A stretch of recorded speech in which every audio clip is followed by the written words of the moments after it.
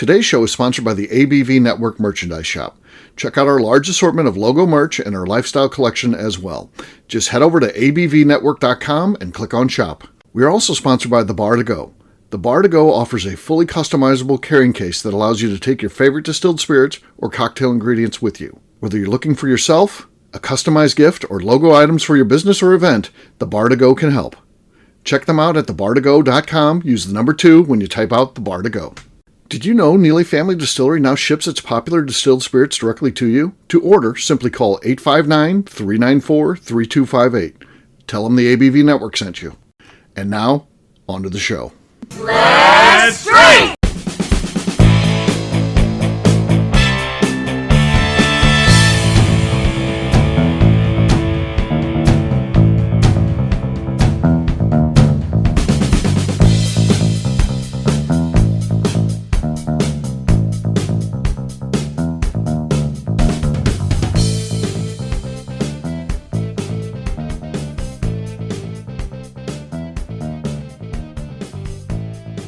Welcome to the Bourbon Daily, the podcast about everything bourbon delivered to you every day of the week. Today on the show, we'll be talking to Demetrius Cain about his bourbon journey. My name is McNew.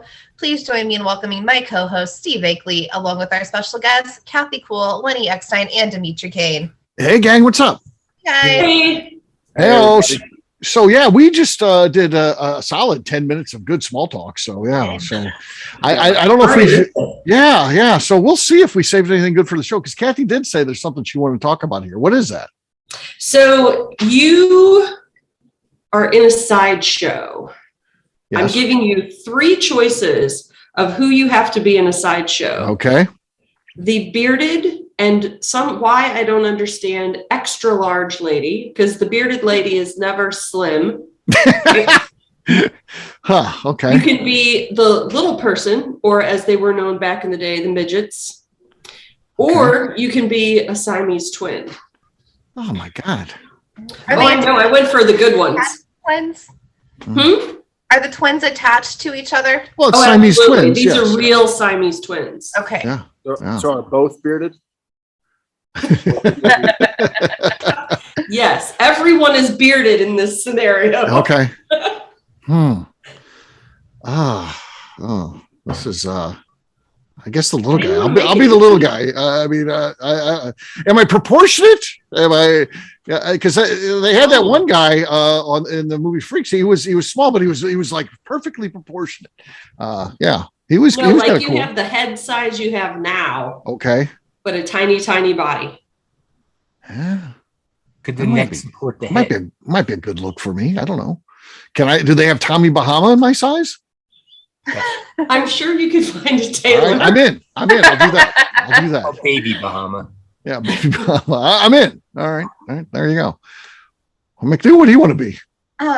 Thinking hard about this, but the bearded lady, because no matter how big and burly she was, like, they always had a great rack. Like, they always have great clothes. I want to be her. Also, like, after the show, you could just shave. Yeah, you don't have to stay with that forever. I mean, it instantly grows back. The beard is always there. You cannot escape the beard. Well. She still has a great rack. Otherwise, you're just a lady. Okay. Yeah. Well. All right, Lenny, what would you be? I'm a little I don't understand why the small person / whatever term goes with it. Why is that a sideshow? I feel like that people would be like, oh, yeah, I've seen that before. Like that's. Well, they've also had giants in them, but I guess you're right. I mean, I feel like the easiest one is the, going on the side of small sideshow, because I wouldn't take that much. It would take a foot, maybe. Lenny'd have to lose a foot and he'd be fine. He'd be in. I could wear most of my clothes still. Yeah, you do bring up a good point. I assume it was just because now we have, you can go on YouTube and watch videos or social media or whatever, and the exposure to different sorts of individuals. But back in the day of sideshows, the only time you might see a small person like that is when they come to town with the sideshow. So I guess that's what it is. It's like you said, they're not really a freak or anything. It's they're small. Yeah. At this point, if I was hanging out in the sideshow, drinking some bourbon, they'd be like, oh, I want my money back. That's not. Yeah. No shit. Yeah. The sideshow, I'm kind of fascinated with that, and I've read a lot about the sideshows because it's such a weird thing. It's individuals that, during a rough time in the United States, actually some of them made really good money, doing appearing at these things and lived a lifestyle that they might not even be able to find a job, which is weird. So it was definitely a weird, probably love-hate thing going on for that. But yeah. Dimitri, what would you be in the sideshow? You only get 3 choices. You can't come up with something really cool, but can't be the lobster boy with his claw. You don't get nothing like that. Oh, that would have been good. I'd be straight up bearded lady. Why not? And here's the reason why. Like, I've always wanted to fight people. Uh-huh. I think it would be a great show if I showed up and fought a bear, like a giant bearded lady fighting a bear. Fighting a bear. Okay. I think I could make some good money. Well, yeah, why not? Pay money for that, yeah. I would make it rain. See that? Make it rain. Yeah. So, Kathy, how about you? What are you thinking when it comes to? I question. A little height challenged. I do have to get stools out to get things out of my cabinet sometimes, but I think I too am going little person. Being a Siamese twin, man. Oh, that seems rough. That does not seem enjoyable. That's tough. Yeah. I don't even like when people are close to me in the grocery store line. I can't imagine. Right. It'd be insane. Yeah. And then when you're dating and stuff, I mean, you talk about awkward. Oh, jeez. And sometimes you just don't even like yourself, and there's another one of you right there. That's no. Oh yeah. Yeah. So there you go. Siamese twins, certainly one has murdered the other. Well, they would both die. Well, that would also be suicide too, right? Yeah. Yeah. If they share enough of their blood supply. Maybe. Well, I'm sure it's happened. Yeah. I'm sure. Yeah. She just rolled over wrong. I did not smother her last night. That's turning around dead weight would take on a whole new turn. True. Yeah. Well, guess what? It's time to drink. What is everyone drinking? Let's start with Lenny. He looks like he's ready to go. What do you got there, man? Was you ready to go? I've got a bottle of Old Forester 1870 original batch. Okay. Looks pretty new. Let's see what he's got. Freshly brought to altitude from Denver today. Okay. Good. It's probably going to be enough. We'll see. I like his chances there, though. McNew, what do you got? I have a backbone bourbon. It's a single barrel. And this one was finished in an Applejack barrel, whatever that means. Okay. Apple brain. Oh. Ooh. Kathy, who's leading? I think Lenny's was crisper. Okay. Is that close? Lenny, you're wrong about that. It's not Apple brand. It's actually the cereal. It's the cereal, Applejack cereal. We just threw it in a cereal box for a while. Yeah, it's a little known fact. That's actually what that is. All right, Kathy, you're next. I am going to have some of my Still 60 Rally Point Rye. Still 60. Okay. 630. Still 630. Yes, that's your favorite. Okay. Nothing going on there. I'll go next. I've got the Yellowstone here, just the regular shelfy Yellowstone 93 proof. Let's see what we got. Nothing. Dimitri, you are between Lenny and Victory. What do you got there? I'm drinking a little bit of Planters whiskey. Okay. Because own stuff there. Absolutely. See if you get a good cork pop. No, nothing. Awesome. Well, that's embarrassing. You bring your own product on in a cork pop off, and no noise at all. It was silence. No noise whatsoever. Yeah. Well, Lenny wins. A rare Lenny victory. So there you go. Cheers. Take them when I get them. Mm-hmm. All right. We'll take a quick break, and then when we come back, we're going to be talking to Dimitri about his bourbon journey. We'll get to that in just a few.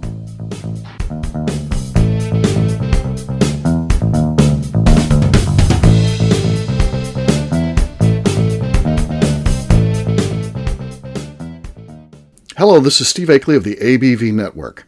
Let's talk about the people who make this show happen. First up is Leatherwood Distillery in Pleasant View, Tennessee. Company founder Andy Lang started distilling as a hobby while serving his country as an elite Green Beret. Andy distilled all over the world during his time in the military and brought this passion back to him in the U.S. when he returned home.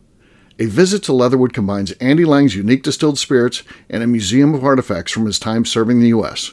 Share a drink with a fallen soldier at their bar where you can grab an acrylic bio off the wall that celebrates the individuals who gave the ultimate sacrifice to protect his or her country. They will also ship their distilled spirits directly to you, so check them out at leatherwooddistillery.com. Hi, this is Steve Akeley, owner of the ABV Network. We're sponsored by the Stave and Thief Society. This is where you, a bourbon enthusiast, can expand your knowledge and emerge a bourbon steward. In 2017, I completed my Executive Bourbon Steward certification. It's the most comprehensive bourbon certification program available and connects you with an expansive network of bourbon enthusiasts and professionals. Check out the full listing of in-person and online certifications and join the society today by enrolling at staveandthief.com. Okay, let's talk about Neely Family Distillery. In 2018, I met Royce Neely at an industry event. He started appearing on our shows, and we became friends during my frequent visits to Kentucky. Today, he's leading the way for young distillers making their mark on the bourbon industry. A visit to Neely Family Distillery combines family history, a look at what makes their products unique, and of course a tasting through their whiskeys, moonshines, and creams. Check them out at neelyfamilydistillery.com and visit them in Sparta, Kentucky.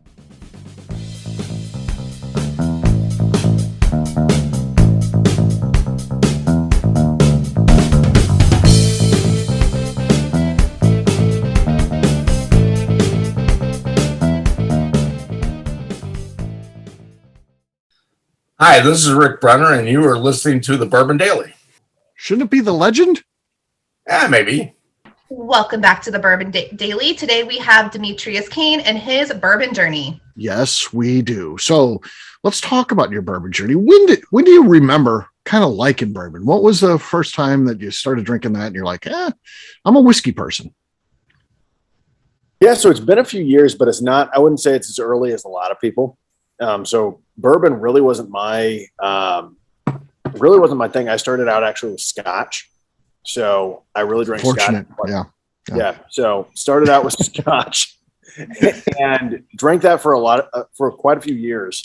And then, I think it was in 2017, 2018, randomly, had somebody that, one of my good friends that I worked with from Kentucky, randomly after work one day, we'd had a really hard day. He just, pulled out a bottle. I believe it was Weller, Weller 12 back when it was like cheap. Yeah. And he just like pulled it out and he was like, hey, and I had it. And that was the first time that I really had a bourbon that I enjoyed. And, I'm not going to say that I had good bourbon before that. It was more of like college bourbon, which is, we know where that sits on the shelf in a plastic bottle down the bottom. Right. And that was kind of like where it started for me. And then from there, I kind of started collecting some different varieties. We opened the distillery in 2018. And then for there, just as, collecting, hunting, having fun, drinking a lot of it, enjoying it. So, yeah. Okay. All right. What do you guys want to know? We always go a little round robin here. Let's start with Lenny. Lenny, what do you want to know about Dimitri and his bourbon journey? Yeah, well, I mean, I'm always curious about all facets, but you said something, similar to kind of my coming up towards bourbon was I started drinking, offerings from Scotland as well. And, Scotch folks love to talk about the regions and whatnot. And I was curious if you had a go-to Scotch or region for that matter. Yeah, Macallan 12. Oh, yeah. Macallan 12, Macallan 15. That is, to this day, still one of my go-tos. Nice. It's funny. The Macallan 12, my wife wasn't a big, when we first married, she was like, I like wine. That's about it. And then I actually turned her on to Scotch and now into bourbon from that as well. As just was introducing her to Macallan. Yeah. And then progressing into bourbon. And so, yeah. Nice. All right, Kathy, how about you? I want to hear about the distillery. Are you running a pot still? Are you doing wheated and rye? So we run an Armagnac still. So it actually is a semi-batch continuous. So she's about 25 feet tall when she's all said and done with the tank up top. So we run, it injects on the top plate. And so you get the batch effect from the oils right there on that top plate. And then you're using the mash down on the kettle to create the steam that separates it in the column. And then we actually also run pot stills, but they're kind of like a hybrid. They're Carter head stills. So if you ever heard of Hendrick's Gin, Sure. these Carter head stills that are water jacketed on the top. So they're a pot still, but then it goes up, and so we do half of our whiskey in the Armagnac still, and the other half, same mash bill, one in the pot still with the Carter head on it, and then half of it in the Armagnac still, and then we blend the two batches before it goes into barrel. Nice. All right, McNew, what do you want to know? Are you a collector at all? Do you have a huge collection at home, or are you just kind of like a buy it and drink it kind of guy? I would definitely say that I'm more on the collector side, which drives my wife nuts, because I think like all of us that are, kind of on the collector side is like, you buy it to taste it, and then you put it on a shelf until somebody comes along and is talking about it. And you're like, oh my gosh, let me pull out the shelf. And Right. Yeah. You're always moving on to the next one. That's how you start acquiring this stuff. It just, then it builds up, and it's more than you can drink. So you just keep adding to it, really, more than you're cleaning stuff out, for sure.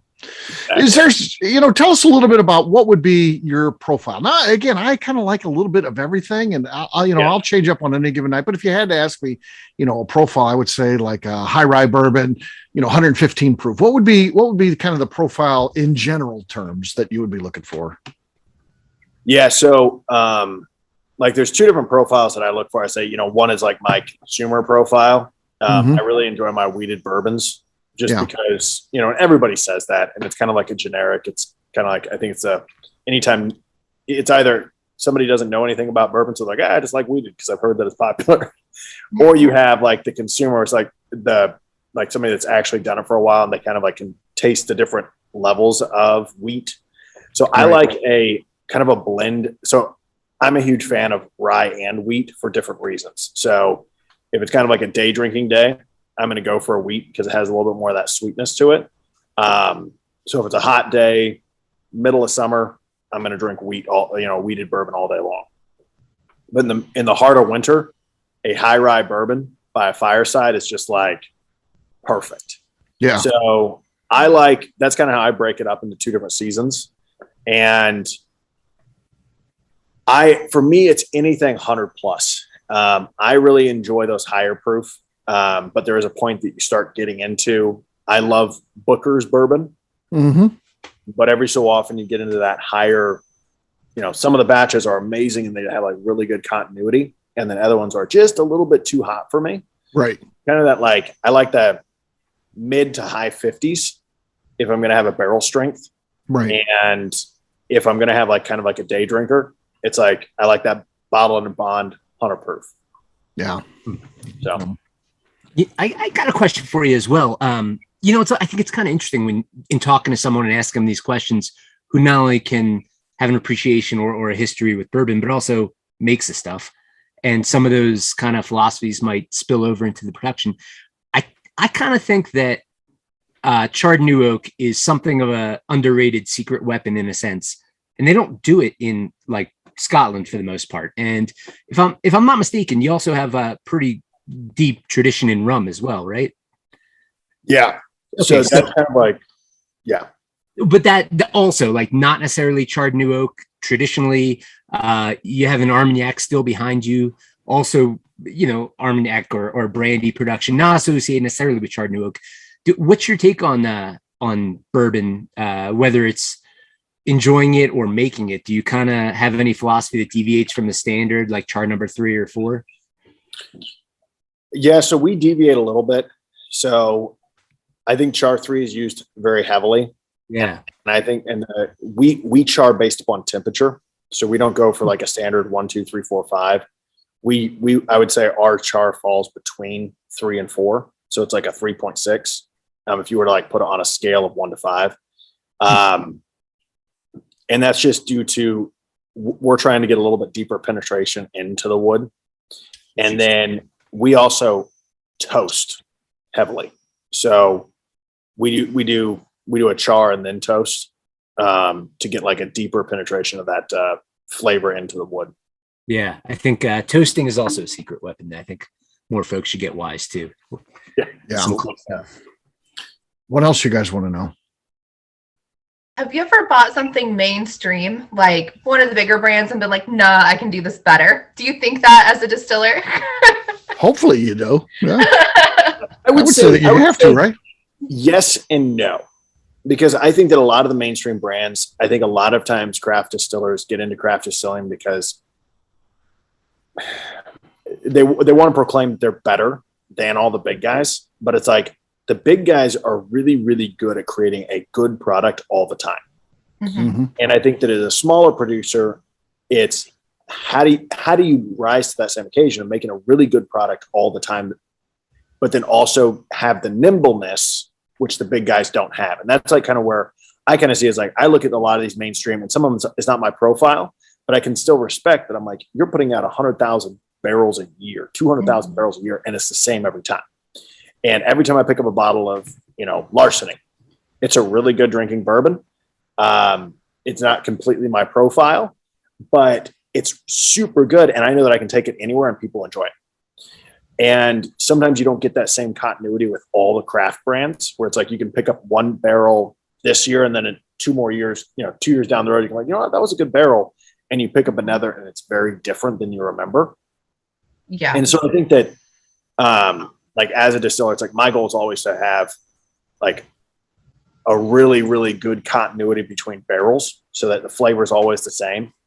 And then being able to having that nimbleness to throw in a random batch of something that's really cool, or throw in 4 or 5 barrels of something that's really different that we can then, use it as an experimental. And that's kind of like where I think the strength for craft distillers comes in, is having the ability to use, our strength, which is our size, to kind of have our competitive edge, which is doing something different, changing up the dynamics of the game sometimes. And I think that you see the bigger guys kind of changing as well now.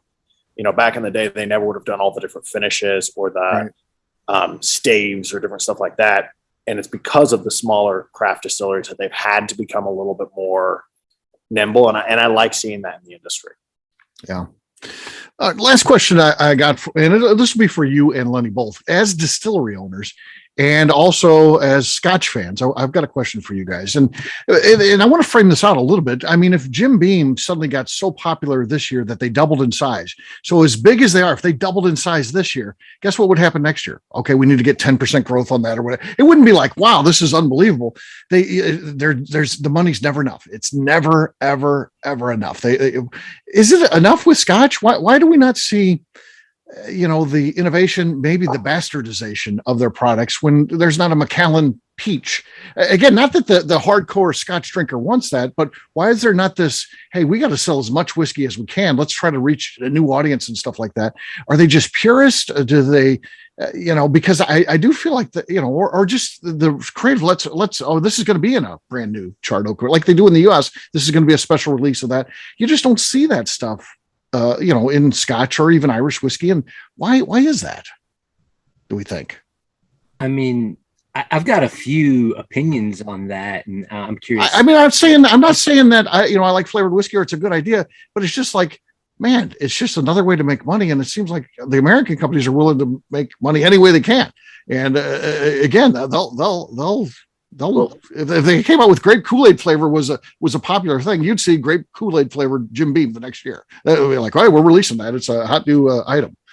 I think like culturally, this country is, I mean, it's a little weird to say it this way, but like we are culturally kind of pioneering. And those guys have been around the block. They've been there for a while. They know what they like. Their tradition is so deep, and ours isn't really that deep. A few hundred years, that's nothing. So I think to me, that's part of it. Really, we're looking for like the next thing. Also, I think, there's a level of sophistication throughout Scotland and Ireland and those general regions that we don't have. So if we wanted like, wild turkey grape Kool-Aid flavor, we'd be like, fuck it, let's do it. Right. Let guys know what we are not doing grape Kool-Aid flavor. Let's call it off the vine. Yeah. What do you think, Dimitri? Why do you think Scotch doesn't jump into these fads and trends and all that kind of stuff? So I would kind of say the same thing as what Lenny's saying. I think that, kind of just taking it, like the way I would look at it is the maturity level in the spirits industry there. is, this is something that's, been passed down from generation to generation to generation, and you didn't have an interruption. Imagine what would happen in Scotland if you had prohibition for 10 years. That's a great and, point. All of a sudden, all of this history, all of your barrel stock, everything that you have been like your mastery of a skill is dumped down the drain, and you bankrupt everybody that's involved with it. Look at the 1920s after, the Great Depression, the change in how farming was done, the changes in how, all these different age-old crafts were done because you lost so much of this knowledge. And I think that that's kind of what prohibition did to the American industry, is that I think that, in another 100 years or 200 years, we will be at a point as an industry where we've established, more of these traditions, and maybe there won't be as much all over the board. I think that there might be, where it's, as you look at like some of the small craft distilleries, as our distilleries mature and we pass it to the next generation, if we've been able to grow it and that passes to the next generation, how many people will be involved in that conversation, where it's not just, 10 or 12 like big distilleries that survived kind of through prohibition, and it will be, a few hundred or 1,000 or so. Whereas like when you look at Scotland, it's the same thing. They've never had to shut down. So it's a lot of these old families that kept doing it. Yeah, I guess prohibition is the big thing. And when you talk about Scotch, they'll talk about the tradition, how long they've been doing it. But in reality, turning it into a business, the U.S. is really as old as anybody else, because we were starting to bottle. Matter of fact, we in terms of distribution, getting, turning a true, distillery into a company that sells nationwide or in a much larger area than just your local geographic region. The U.S. was really ahead of anyone else. Prohibition, of course, throws a wrench into that, but a lot of the players come back and are part of it, and maybe that is the big thing. But in reality, in terms of these distilleries as a true business, they don't have a leg up on us in terms of time. I mean, they're farm distilleries, just like the U.S. was farm distilleries until things started to turn into businesses, and then we were on the same page as them. I think. I don't know. Maybe someone will tell me I'm wrong, but I think the U.S. wasn't behind, but prohibition certainly made a mess of things for sure. So I don't know. It's just weird to me. It seems like if Lenny, if all of a sudden you found out you had Scottish roots and you got to inherit a distillery over there. I am 1% Norwegian. Okay. Well, if you inherited a distillery, I would think that you would bring some different things over there. You'd just continue to make that Scotch, but maybe you'd bring some of the U.S. stuff over there. I don't know. Yeah. Well, I mean, I do. Again, I think that's like the Americanism. And Demetrius had a good point about beer. When American brewers went over to Belgium, like just to kind of intermingle with their brewers. There's a classic story of a bunch of American brewers, but they were all hanging out over the boil kettle and they brought all their American hops over. And the Belgian brewers were like, well, how much do we put in? And one of the guys just grabbed that and he's like, all of it. And they just dumped all the hops right in. It's just like, we're kind of outlandish rather. And like always looking for deviation, fermentation and, Yeah. Interesting. Yeah. Interesting. That's a whole different show, I think. Maybe we get together the right round table and get into that stuff, dive into it and see what we come up with. But all right. Yeah. Demetrius, good learning more about you and what you got going on with your bourbon journey. And of course, we'll wrap this show up as we always do by talking about where people can find us. So we'll start with you. Where can people find you? Well, they can find me on Instagram at Demetri_Cain, or always at Nobleton's, which is our distillery, both on Instagram, and then at Demetri Cain on Facebook, and Nobleton's Distilling at Facebook. All right, Kathy. I'm on Facebook. I'm Kathy Cool. All right, Lenny. You can find myself and the rest of Deerhammer on social media at Deerhammer, on the web at deerhammer.com, where you can also order our product shipped direct to your door, and you can come visit us in beautiful Buena Vista, Colorado. Weather's fantastic there today. Epic weather. So yeah. McNew, how about you? Where can people find you? I'm on Instagram at McNew ABV. All right, for me, I'm an easy guy to find. I'm at Steve Akeley on Twitter, Instagram, or Facebook. I've got a website, steveakeley.com. We've also got that company website. That thing's abvnetwork.com. That's the one you got to check out. Everything that we do is out there. There's over 3,000 shows out there. Hello. And we've got a shop and all kinds of other stuff, events, all kinds of cool things. So check us out, abvnetwork.com. McNew, anything else to say before we get out of here? I would like to remind the audience to please give us a 5-star review. That includes comments. It helps new people find the show, which is very important to us. And if you like what we're doing, we ask that you please visit our Patreon page at patreon.com/the Network. All right, great job today, gang. For audience, we'll have a brand new show for you very soon, but it's going to be tomorrow. Looking forward to that. Until then, take care, everybody. See ya. Bye. Bye-bye. Peace.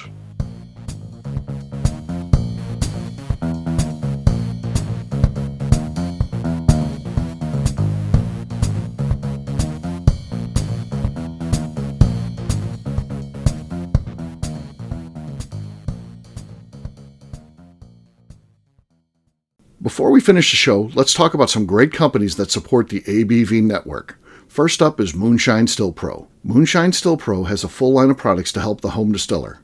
Whether you want to experiment on the stove in your kitchen or you're looking for a bigger setup in your backyard, owner Russell Creed and his team can help. They have multiple still offerings, accessories, and even grain from their partners at Goldstone Mill to assist you in making whiskey on par with your favorite distillery. They can also help you with some fabricated parts you probably can't make yourself if you are attempting a DIY still project. Learn more or order your still or parts at moonshinestillpro.com. Another friend of ours is the Goldstein family at Goldstone Mill. The Goldsteins offer a variety of heritage and heirloom grains to make the finest whiskeys in the world. Plus, they are more than just a grain company. They are truly consultants to make sure the grains they are providing to you or your business meet your highest expectations. Additionally, they work with mills around the country, ensuring shipping is as low as possible for their customers. If you're a distillery, brewery, or even doing this at home, Goldstone can assist you. Check them out at goldstonemill.com, call them at 217-254-6613, or check in via email at hello@goldstonemill.com. The Bourbon Daily is part of the ABV Network. For more information or to become a sponsor, please visit abvnetwork.com. Thanks for listening and cheers. This has been a Steve Akeley production.